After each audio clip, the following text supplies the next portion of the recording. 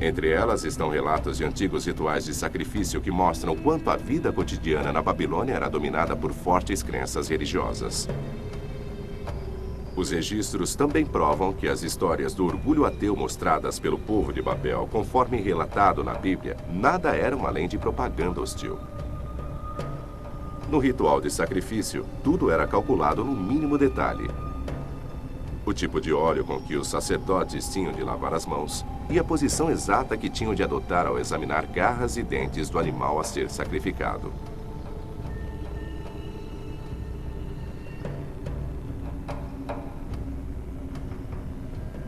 O sumo sacerdote tinha de colocar uma corrente feita de lã vermelha e pedras coloridas em volta do pescoço quando a lua aparecia.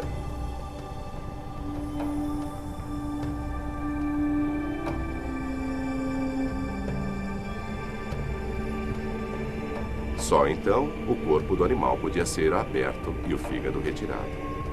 A condição do órgão indicava se bons ou maus tempos aguardavam o império e o rei. Acreditavam que todo o futuro deles dependia de como o fígado do animal era interpretado. Era um sinal divino.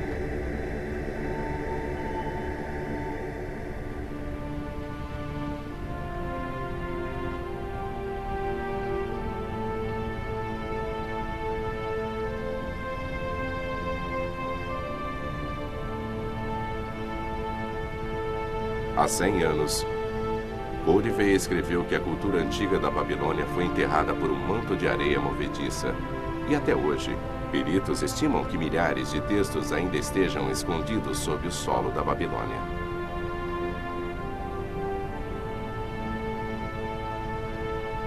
Coldevey escreveu: as ruínas lembram-me da maldição do profeta na Bíblia, e nunca mais Babilônia será habitada e ninguém mais lá viverá. A maldição bíblica realmente se concretizou, e Coldevey poderia ter imaginado que 100 anos depois, novos métodos seriam desenvolvidos para esclarecer o mistério da Babilônia, incluindo foguetes.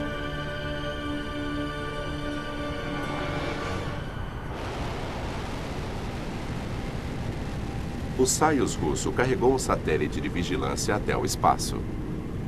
Nos dias da Guerra Fria, a tecnologia foi empregada para espionar território inimigo, usando fotografias do espaço.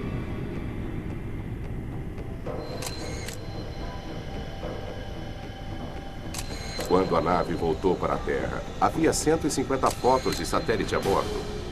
Entre elas, havia uma de uma área de 32 graus ao norte e 44 graus a leste. Território iraquiano.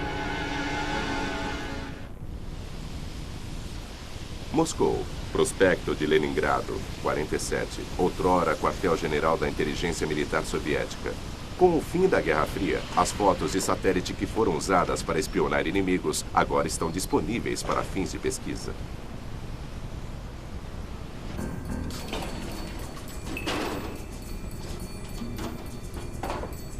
As antigas fotos de espionagem no espaço são de enorme importância à arqueologia aérea.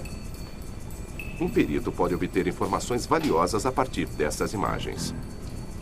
Os contornos de estruturas que há muito caíram e estão enterradas bem no fundo do solo podem aparecer em fotos aéreas na forma de variações na vegetação e na cor.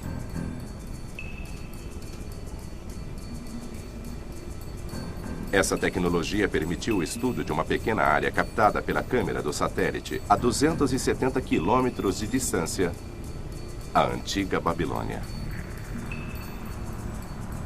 Como o computador aumenta a imagem, a área inteira de uma cidade que há tempos havia desaparecido pode ser vista. No topo à esquerda fica o moderno palácio de Saddam Hussein e à direita a região escavada por Coldevey. A imagem aérea mostra que apenas uma pequena área da antiga cidade foi estudada até agora pelos arqueólogos. Na verdade, a cidade de Nabucodonosor era mais extensa, como mostra esta foto de satélite. Era 60 vezes maior que a reconstrução que pode ser vista hoje.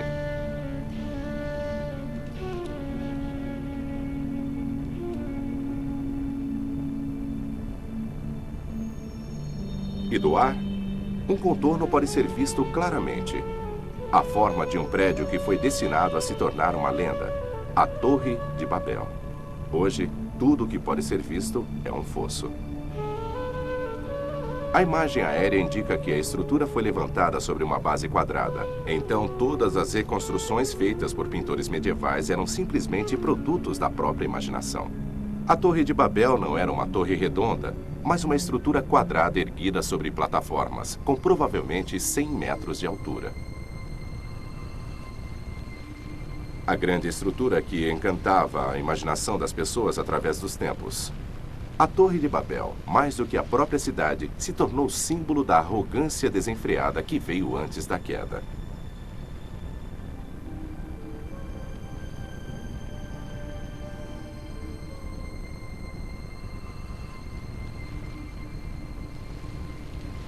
Heródoto, o pai da escrita histórica, deve ter visto a Torre de Babel quando metade dela ainda resistia. Apesar do declínio da cidade ter começado logo depois que o filho de Nabucodonosor o sucedeu.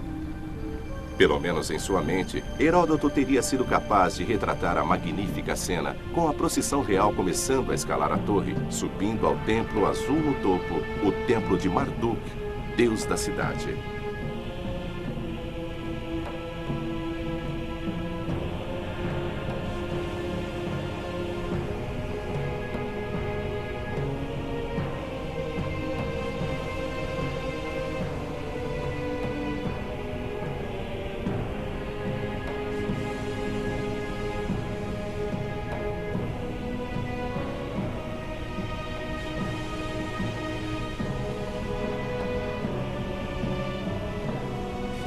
Heródoto relatou que subir ao templo de Marduk significava subir aos céus e às estrelas. E no topo, no setor mais alto do enorme templo, era onde Marduk morava.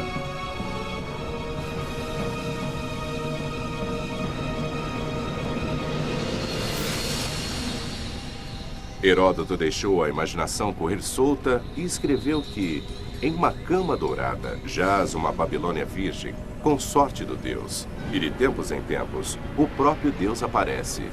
Marduk, o regente divino, o grande Deus da Babilônia, o Deus que sabe tudo, que vê tudo.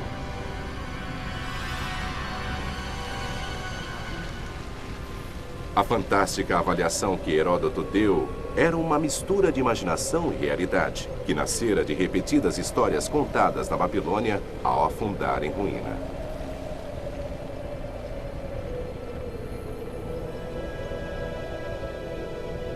Poucos restos do templo babilônio elevam-se hoje. São apenas cascalho. Mas em Borsippa, que pode ser vista da Babilônia, as ruínas gigantes de outra torre alcançam o céu.